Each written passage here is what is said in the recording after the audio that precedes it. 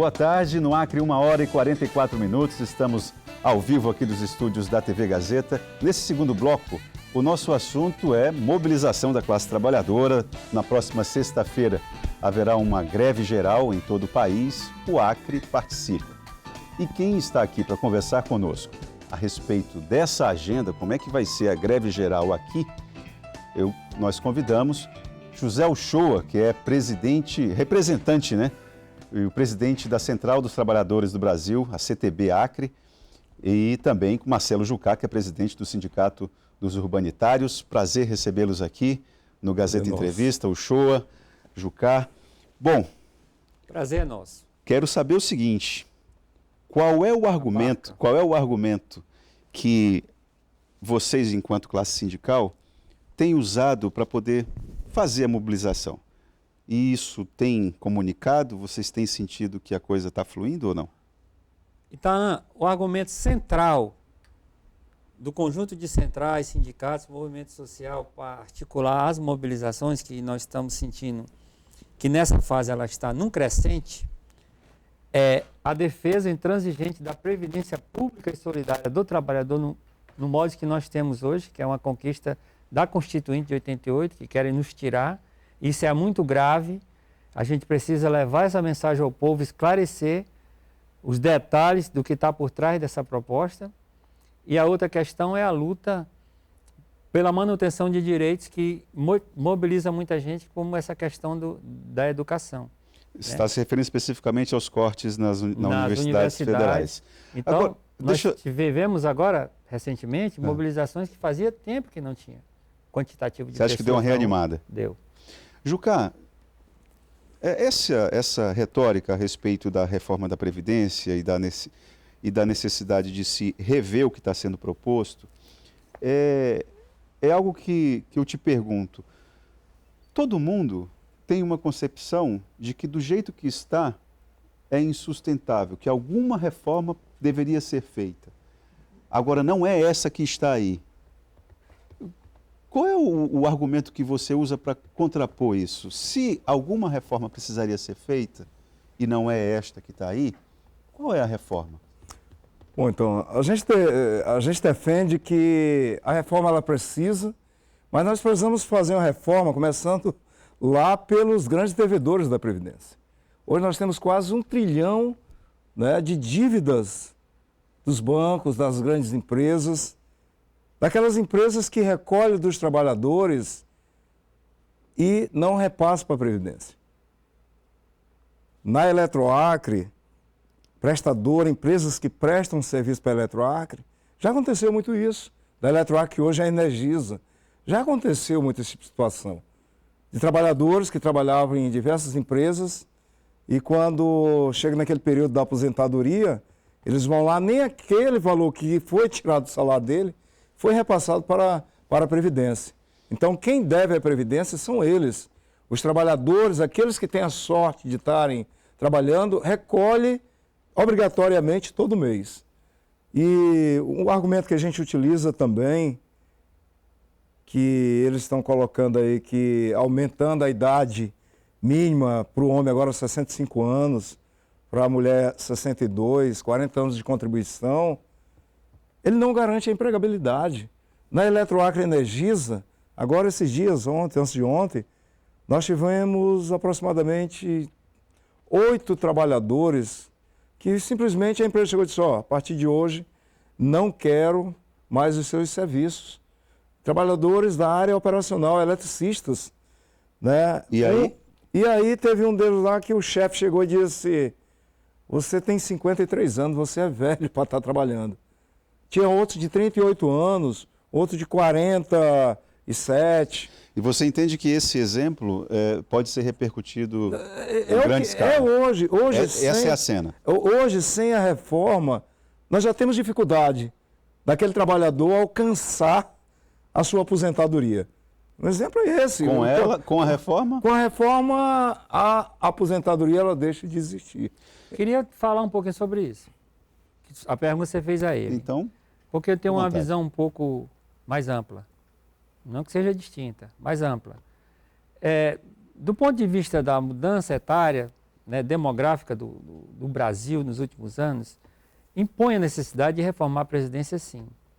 Impõe a necessidade do Brasil ter saúde fiscal, para ter um Estado forte que possa investir.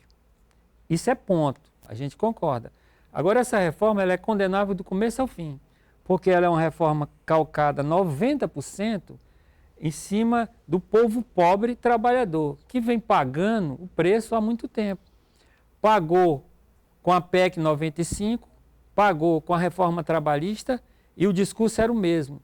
Se não fizer, o Brasil quebra. O Brasil não quebra. Nós temos como reformar essa Previdência, mas de forma que seja universal para todo mundo.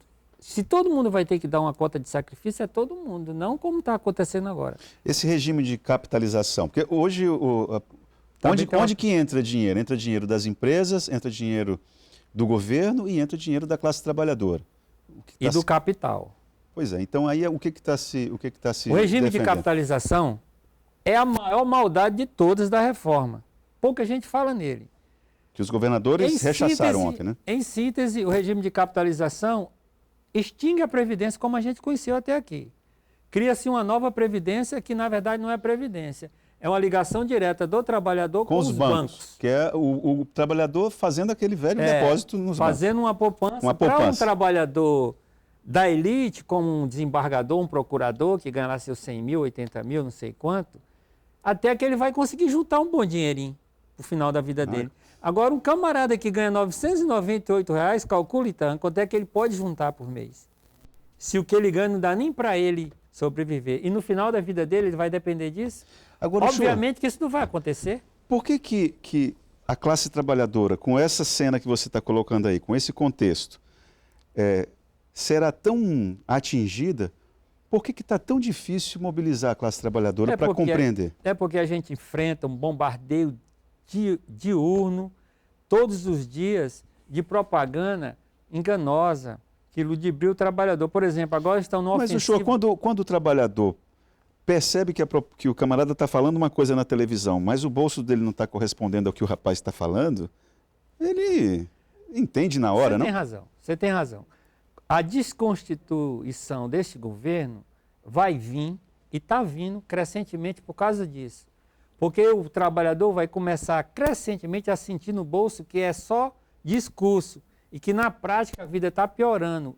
O desemprego está aumentando, a renda está diminuindo e o arroxo que querem fazer em cima de tirar a renda da população mais pobre, classe média, vai prejudicar mais ainda a economia, porque esse povo, porque o PIB brasileiro, você é um estudioso da área, se assenta... Pare com isso. Não, se assenta no consumo das massas. Sim, sim. Se você tira a capacidade das famílias de consumir, você vai deprimir o PIB, você vai ter a indústria que vai produzir menos, o comércio que vai comprar menos e o trabalhador lá na ponta que vai ter menos capacidade de consumo. Então você vai pegar, o sistema todo vai girar numa espiral para baixo. Negativo. E quando isso bater no bolso, desconstitui, como o FHC desconstituiu o governo dele no segundo mandato, e como a Dilma começou a desconstituir no segundo mandato dela, com o arroxo que o Levi fez. Um PIB que... Aí, na hora que cai no bolso, você tem razão. O PIB, que a previsão as últimas previsões é 0,8, né, o crescimento do PIB. Isso aí, na verdade, é um país estagnado. Eles começaram falando em 2,5. 2,5, exatamente. Ô Jucá, tem aqui uma sugestão do Luiz, que eu queria que você desse uma refletida, porque está na ordem do dia, sobretudo aqui para a nossa região. Olá, Itaam, boa tarde. Sugestão às aposentadorias dos militares. Não mexer nos militares atuais. Daqui para frente, os que entrarem já podem ser enquadrados nas novas regras da reforma. Aí, o que você pensa a respeito disso, Jucá? Bom, quem lida com previdência, sobretudo aqui no Acre, fala que a questão das aposentadorias dos militares é talvez o ponto mais delicado da reforma. Tanto é que está fora.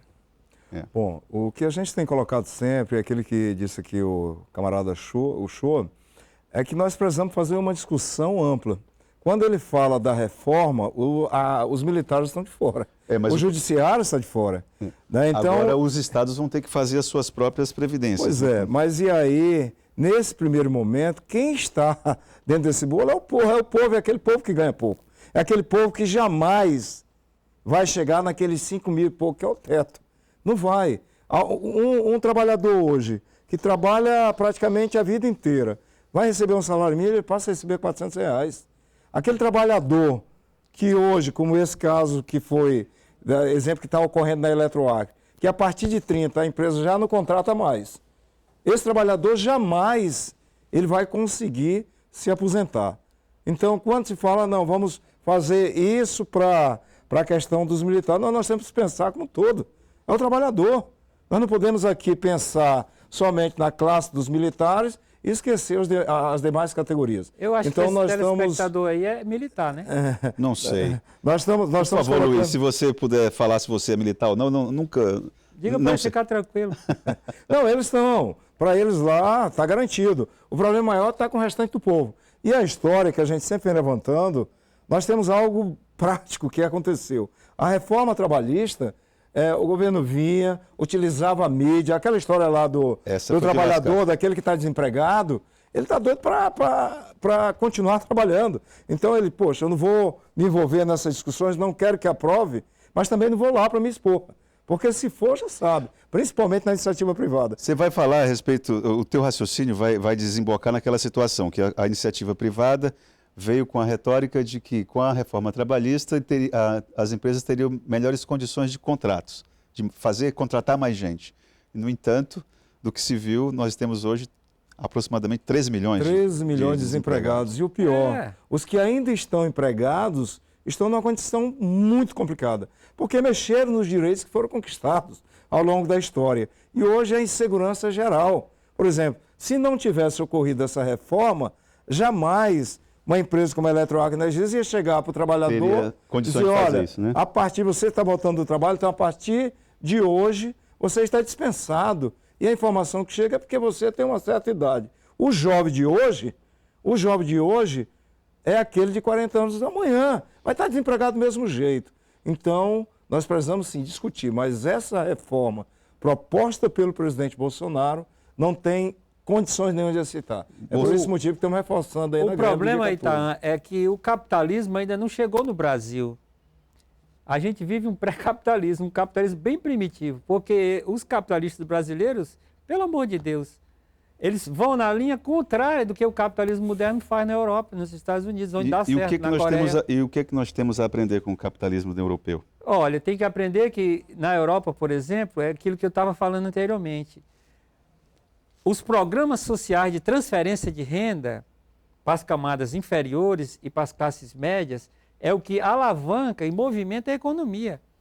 Então, aqui eles querem fazer, na reforma trabalhista, o que é que eles queriam? Aumentar a lucratividade do patrão, que não transferiu isso para o mercado de trabalho. Para o investimento, né? Agora estão vendendo a mesma lenga-lenga do milagre. Só que não vai acontecer, porque a organização social que tinha que coordenar esse processo era o governo.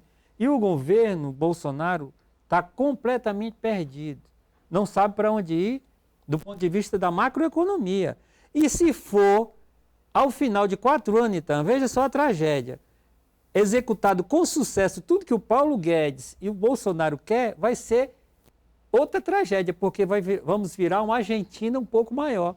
Porque o Macri aplicou essa receita completinha na Argentina. E ainda não deu certo. 4 anos depois, o que está acontecendo na Argentina? A miséria é campeã, a inflação 50%. E o presidente querendo unificar a moeda? Isso é uma ideologia vencida, atrasada no mundo todo. Ninguém aplica mais e o Paulo Guedes quer impor ao brasileiro. Só antes de terminar, porque nosso tempo já acabou, quero informar aqui que o Luiz falou o seguinte, não sou militar, mas eu tenho um filho militar.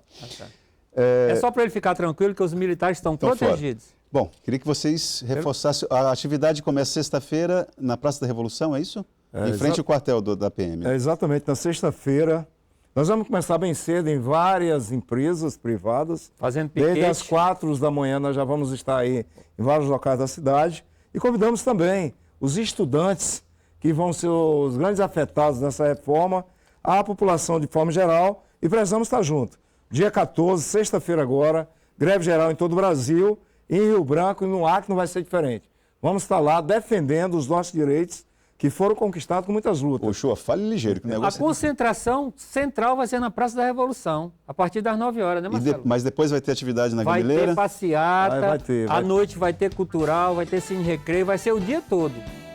Mas o central vai ser a concentração na Praça da Revolução, a partir das 9 horas da manhã. Feito o convite, isso aqui foi feito, esse convite para os sindicalistas, porque tem interesse público, é uma agenda que tem interesse público, Claro. é a agenda que está se discutindo no Brasil inteiro, a classe trabalhadora criou esse dia e o Gazeta Entrevista democraticamente coloca isso aqui em pauta. Quem se sentiu atingido, contrariado com o que foi defendido aqui, o espaço continua aberto. O Gazeta Entrevista volta logo após o intervalo.